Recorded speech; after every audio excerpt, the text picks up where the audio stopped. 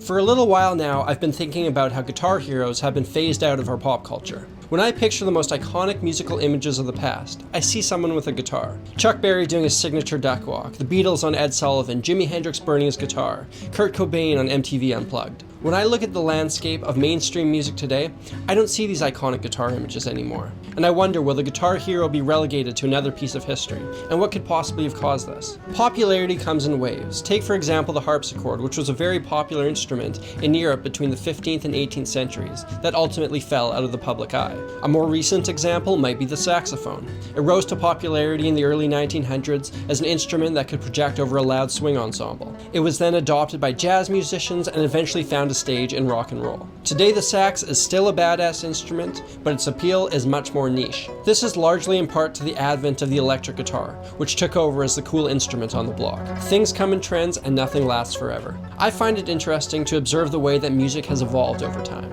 It seems that music can either progress down one path, where the new generation builds upon what their forefathers have done, or it can go down a completely opposite path, where the new generation does something very different to the last. To understand the state of the guitar today, I think it's important to look at the past. Rewind to the 1960s, which may have been some of the guitar's most exciting years. You had musicians like Jimi Hendrix, Jimmy Page, Eric Clapton, among others, redefining the capabilities of this instrument. They built on what the early rock and rollers and blues musicians had done, and they took this new, loud, fresh, wonderful music to the forefront. I mean, the phrase Clapton as God could be found spray painted around London at this time. Can you imagine seeing that graffiti about any guitarist today? But it makes sense, the guitar was fresh. The technological and musical boundaries had yet to be seen. This excitement fuels artistic inspiration, and now, some 50 years later, I'm not sure there's that much more room to explore. Like I said before, music can evolve down a similar stream, and you'll see over the next couple generations that people will keep on building upon these pillars of virtuosic guitar. Look at Eddie Van Halen, for example. He came along and created sounds that nobody else was making,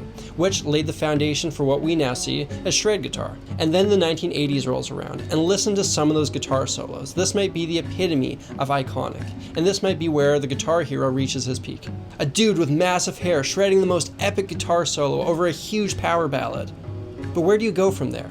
And here we're really going to start to see that musical pushback, the people who are doing something contrary to what's popular.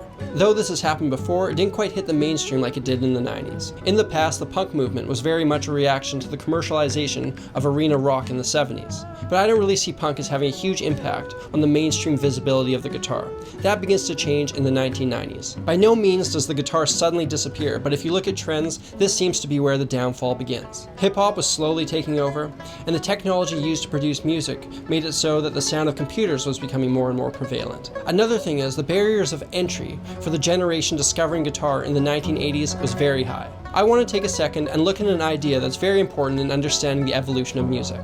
A low barrier of entry is crucial for something to catch on. What I mean by that is, if something is fun and easy for people to get into, the popularity has a chance to explode. The barriers of entry in, say, blues music are quite low. You learn the 12-bar blues, you learn the pentatonic scale, and you can start going. Rock and roll in the 50s was a similar idea. It wasn't especially complicated. A kid could buy a guitar, rock out with it, and have some fun pretty quickly. However, if I'm a guitar student in 1987, I'm listening to the radio thinking it's going to take me a long time and a lot of effort before I can do something like play the solo from Whitesnake's Here I Go Again. It's too daunting, which is why I think we have the grunge movement, which is very much an opposite reaction to everything that I associate with hair metal. Kurt Cobain was by no means a virtuoso, but he was a big part in bringing music that had low barriers of entry back to the forefront. In many ways, Nirvana is like those early rock and roll bands of the 50s, and now that everything has come full circle, maybe it's signaled the end. Now, that's not to say there haven't been some amazing guitar moments since 1990. Rage Against the Machine, Metallica both still had a place in the spotlight. To me, Slash stepping on that piano in 1992 for the outro of November Rain has got to be one of the coolest moments ever. John Frusciante played Slaying Castle with the Red Hot Chili Peppers in 2003, and Prince played that epic guitar solo at the Rock and Roll Hall of Fame in 2004. But it seems that these kind of moments have become less and less frequent to the point where I'm not even sure they exist anymore. The rap verse seems to have taken the place of the guitar solo in a lot of pop songs. Hiring a DJ costs far less than hiring a 5-piece rock and roll band. And I don't know that it's possible for someone to come along with a totally fresh spin on the instrument, the way that Hendrix or Van Halen did. Of course, there are many genres that still have a lot of guitar in them, but the only one that I would really consider mainstream is country music, where a solo is still worth $1 million. So who was the last guitar hero, the last guitarist to change the face of popular music? Was it John Mayer, John Frusciante, Brad Paisley? What do you think? I'd love to know. Or maybe you totally disagree with everything I've said, and I'd like to hear that too.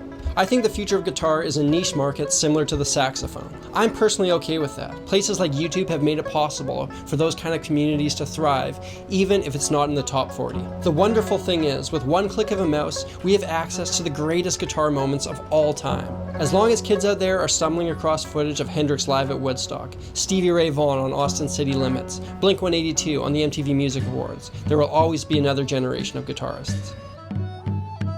Keep in mind, I'm no historian, and this shouldn't be seen as a history lesson, merely a guy musing on a topic that interests him. I've simplified a lot of things and glossed over others for the sake of brevity. If you enjoyed this video or have anything else to add to the conversation, please hit me up down in the comments. I'm Samurai Guitarist. I make new videos every week, so please stay tuned. Until next time, thank you again for watching, and I'll see you again soon.